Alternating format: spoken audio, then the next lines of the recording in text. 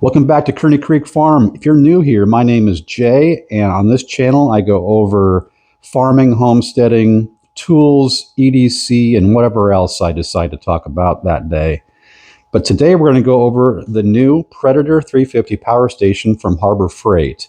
I just picked it up yesterday, charged it when I got home from work yesterday as well, or last night. It was already at 49% charged, and it said on the display here it would take about 2 hours to charge, which leads me to this. The box says fully charged in 2 hours, and I don't know what that means. 2 hours from their kind of pre-charged state, or if that's 2 hours from 0%. I guess we'll have to figure that out later. It does come with a DC plug-in connector, so you can plug it in your vehicle and charge this up. You can get a solar panel and use this cable to charge it up, or you can plug it into the wall and use this cable to charge it. Let's go over some specs of this thing. On the box it says it weighs, in fact, let's grab the box here and we'll go over this right here. You'll see on the specs right there. You can pause this if you'd like to see all the details, but it does say it weighs 10 pounds. Let's go ahead and see if that is true.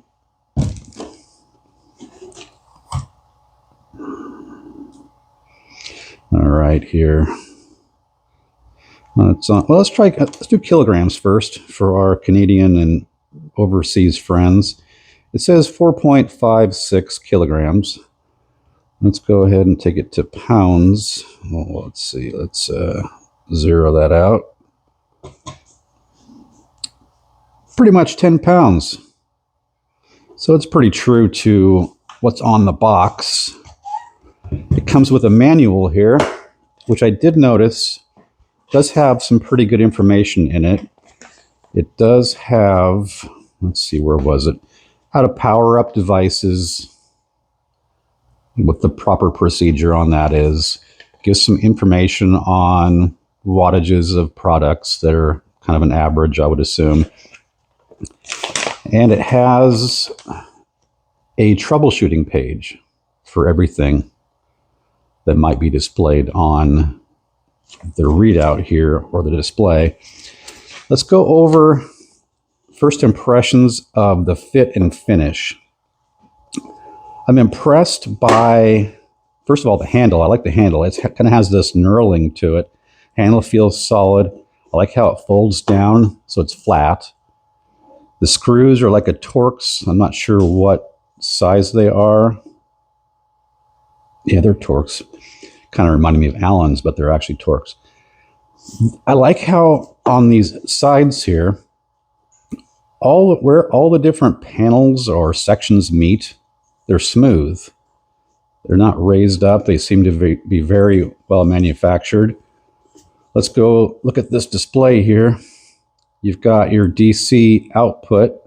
So if you wanted to plug in something that uses like a car charger, you've got the USB-C and a couple USB-A's. These are both 12 watt. And then you have, of course, your 120 volt outlets there.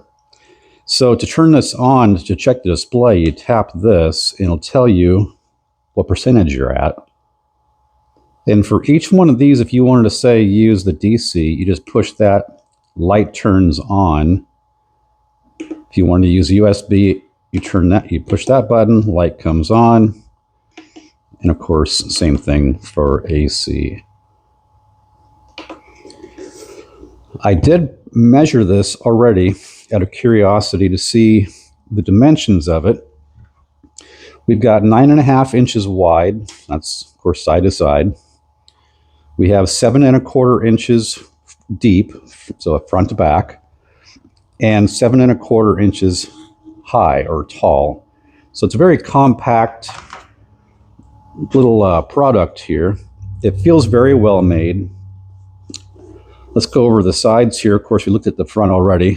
Top has this nice foldable handle.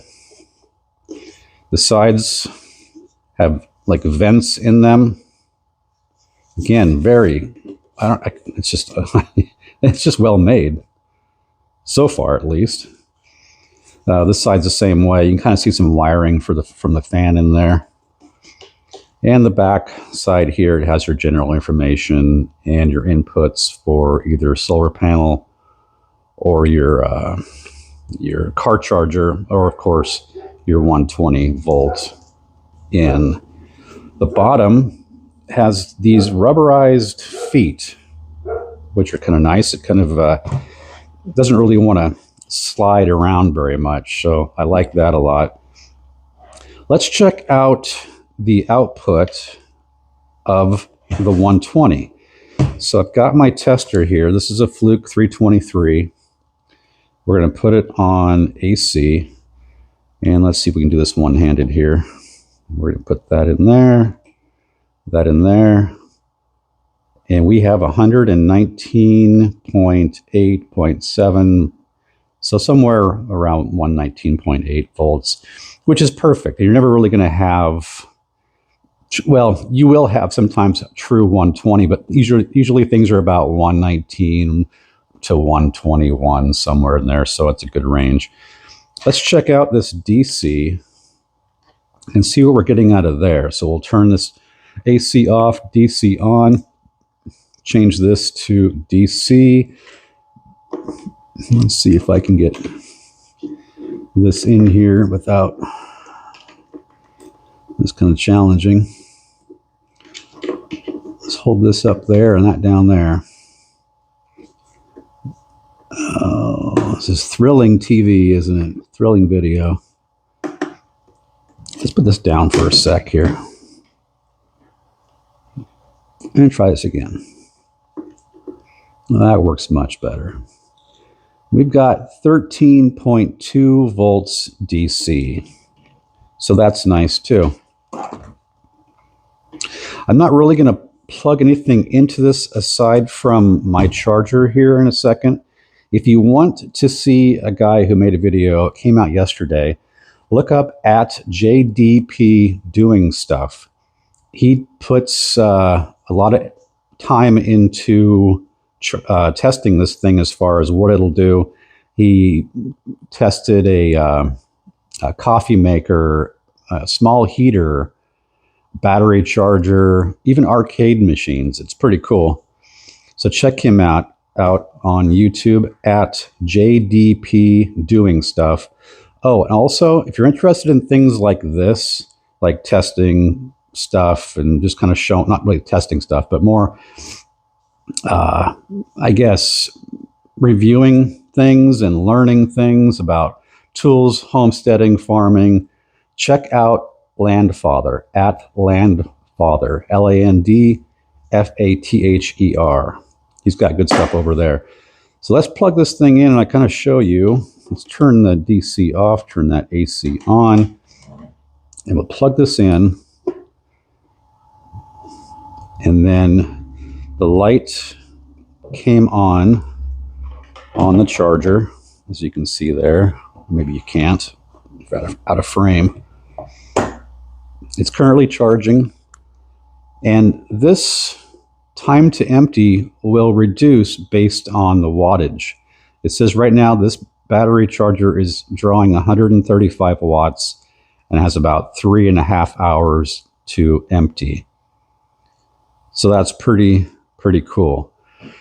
I would say what this is not for, it is not for anything that is, say, a refrigerator or freezer or a microwave, anything that's a higher wattage device or machine. This will not work. To me, this is more of a convenience thing, and I'll actually show you on the side here. Here's what it's intended to do.